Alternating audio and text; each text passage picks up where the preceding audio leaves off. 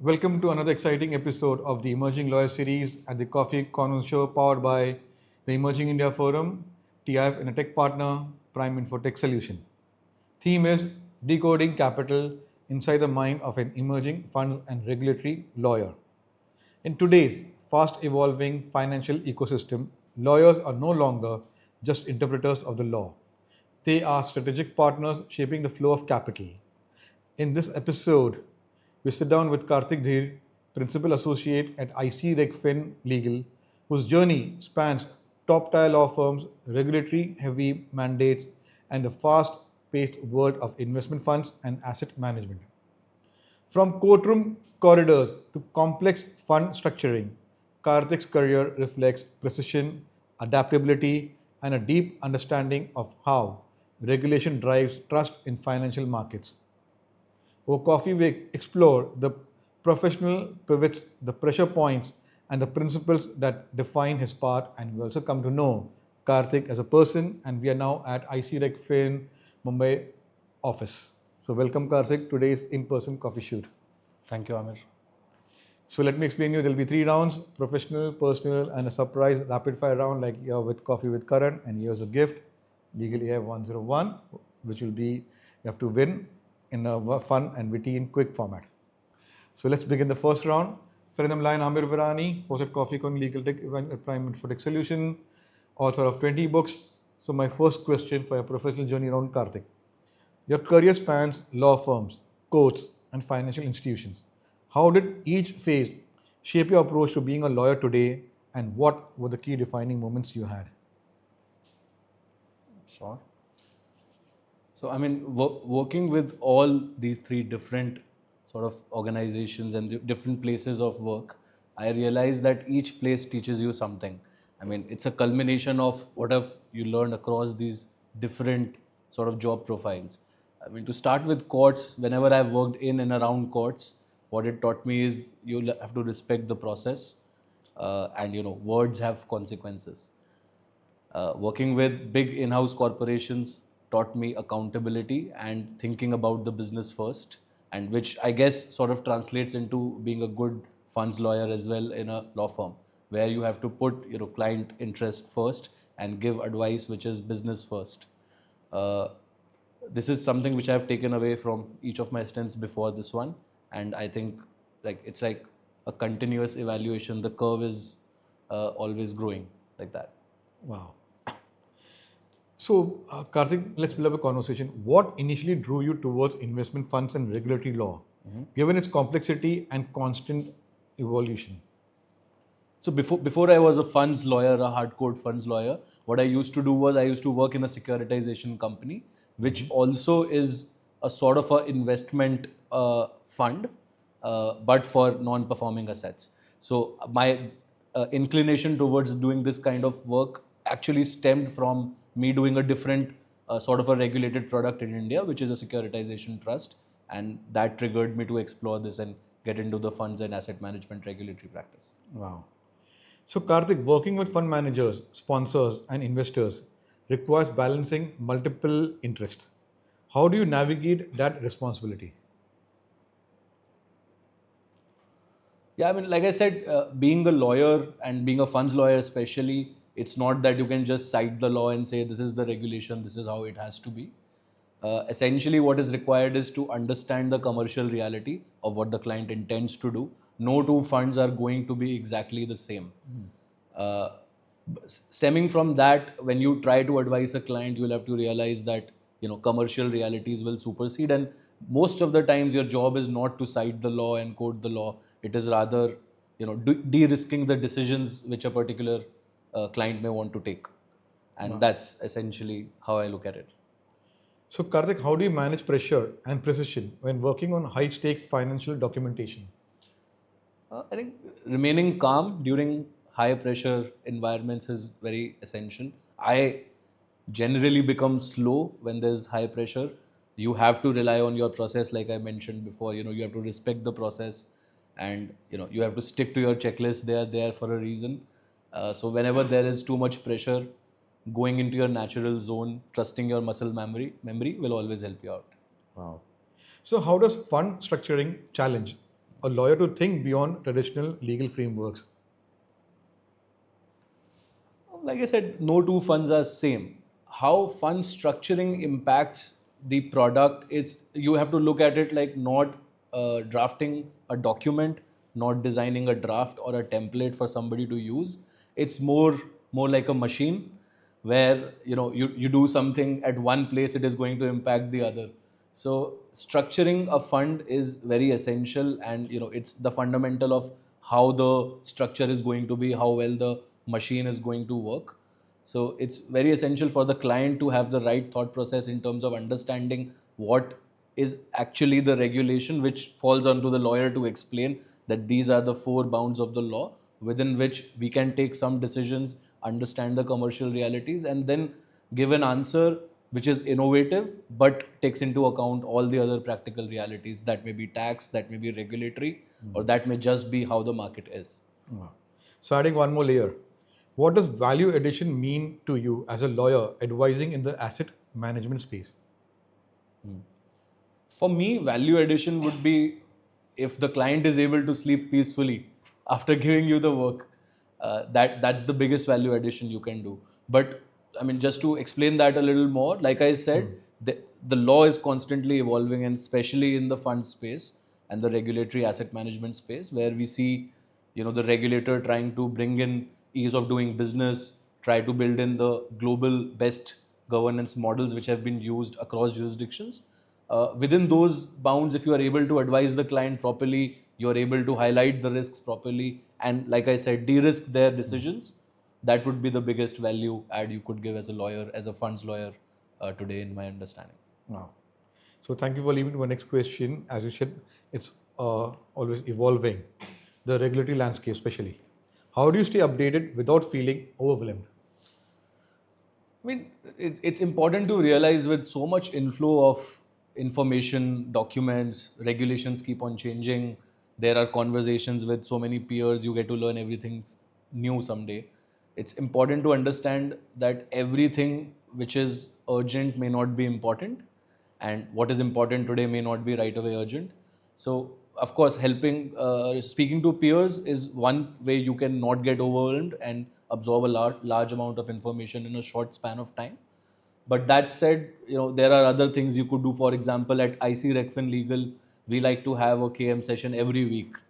It's on Wednesdays morning. Everybody comes, discusses all the changes in law, their thought processes, and that's one of the other ways you don't get overwhelmed and you get multiple perspectives in a single meeting.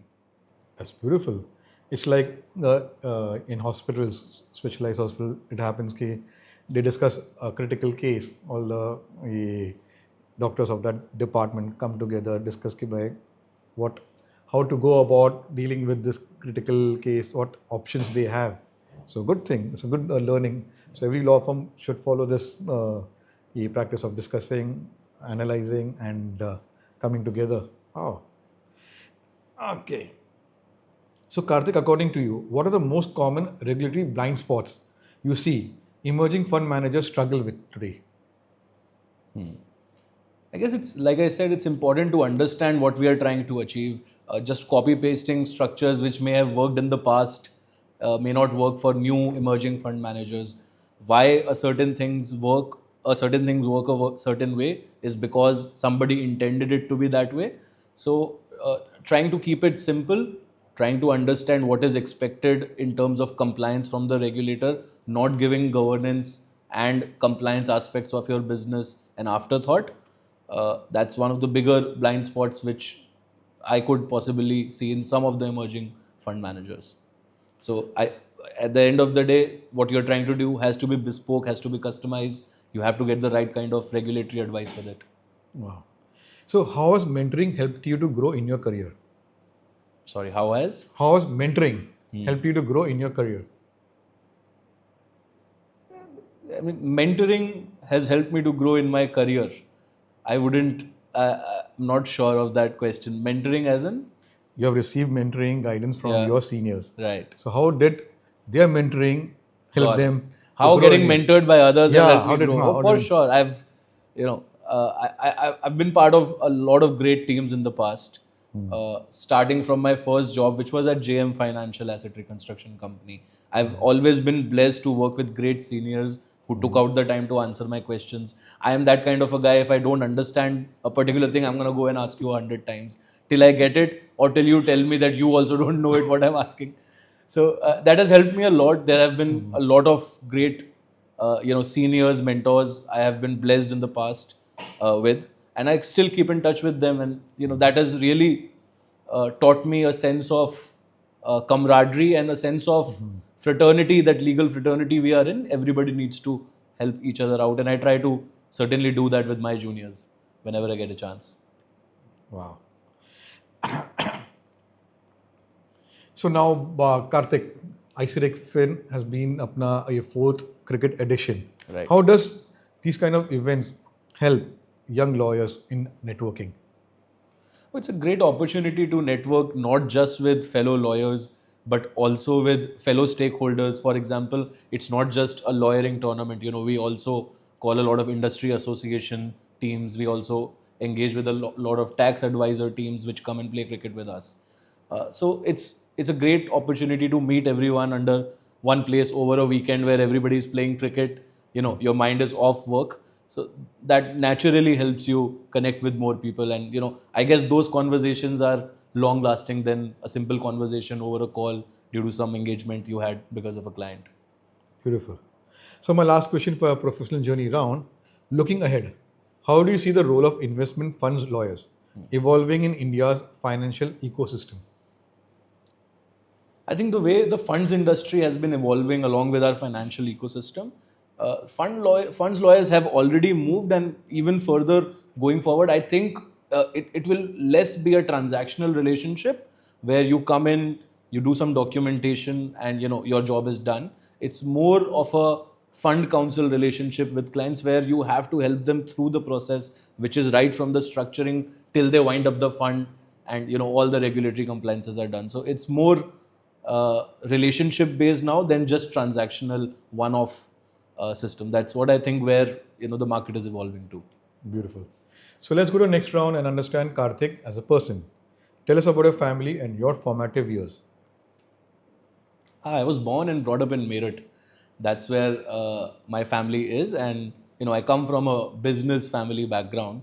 So this is something which in my family nobody else is a lawyer in my immediate family. So this is something new for all of us as a family.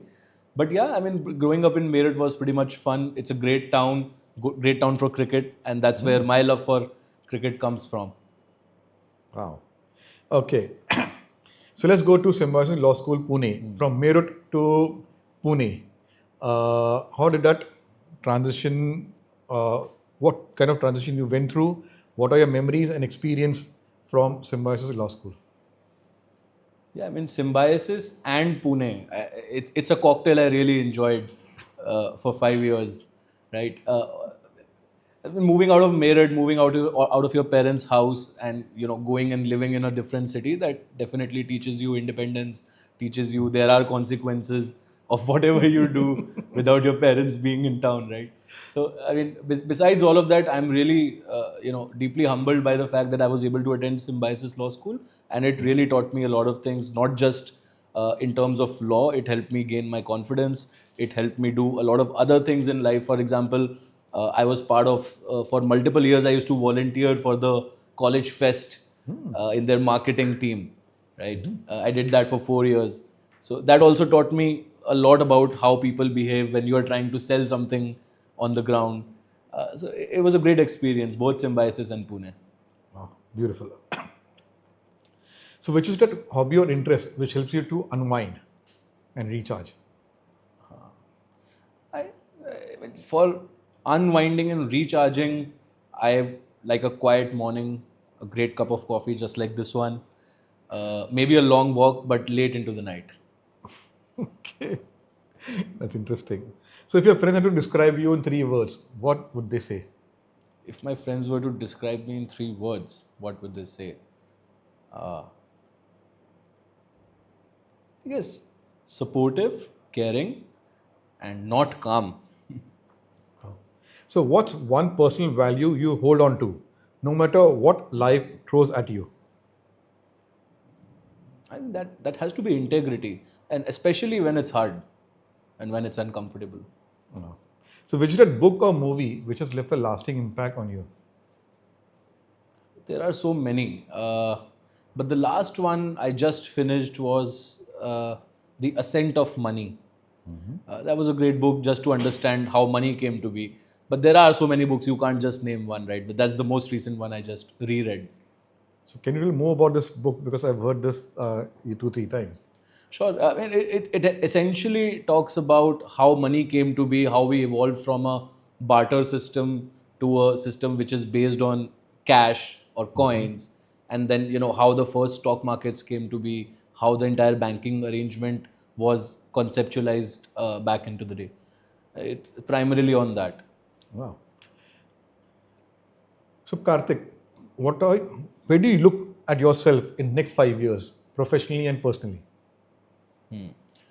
Professionally, I would like to be doing the kind of work I do now. So I wouldn't change a lot on the kind of work I do. I work with a great team here, so I would want me to be here in next 5 years, doing essentially the same thing, building a great team here.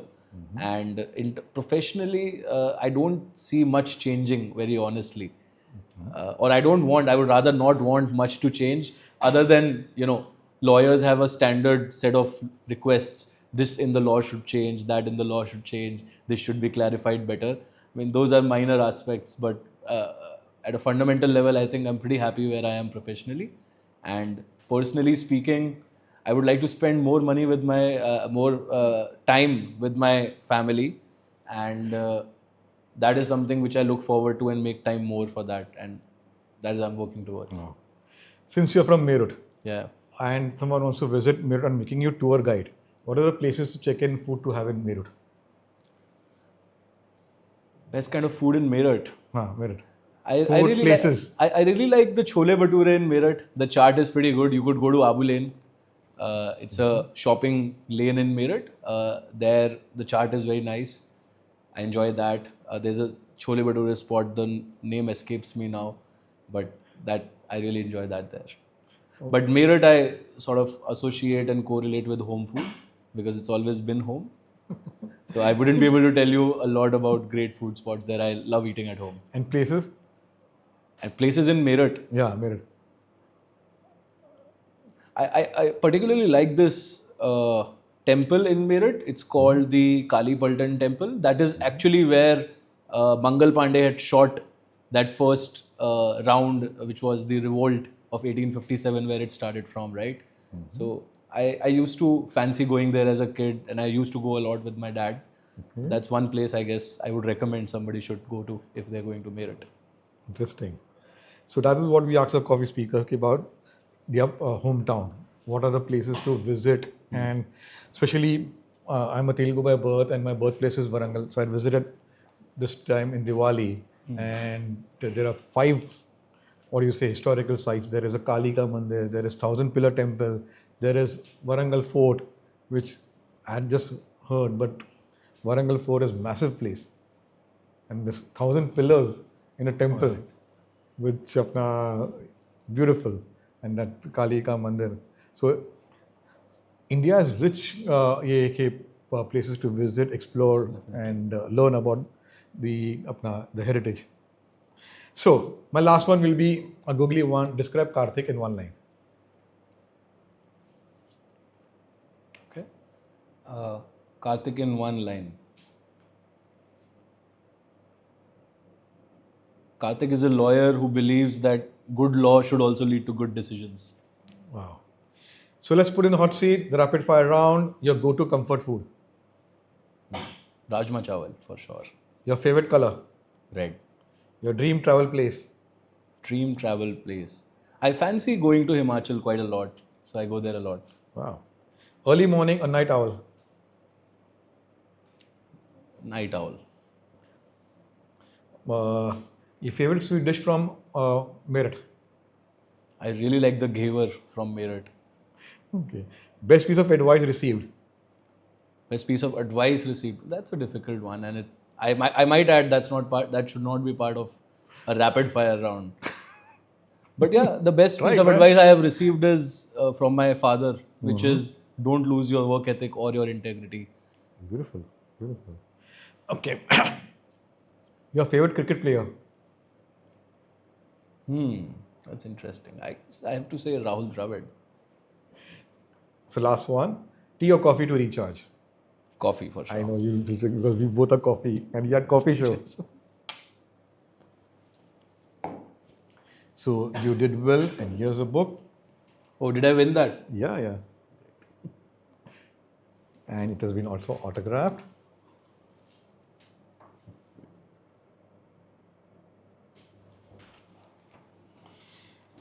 So, as we wrap up this enriching conversation, Kartik's journey reminds us that growth in the legal profession isn't just about titles or timelines. It's about curiosity, adaptability, and staying grounded while navigating complexity. His story reflects the quiet resilience and thoughtful progression that define today's emerging lawyers. This episode is a reminder that behind every structured fund and regulatory framework is a human story of learning, recalibration, and purpose. Until the next cup of coffee, we keep asking questions, keep evolving, and keep the conversation going. So, like that, there are 800 plus coffee speakers who have shared their professional, personal journeys. Subscribe to the Coffee Corner Show, implement those changes in your life, see a better 2026 for yourself, and we meet on Monday with another coffee speaker or cup of coffee. So, take care, enjoy your Sunday.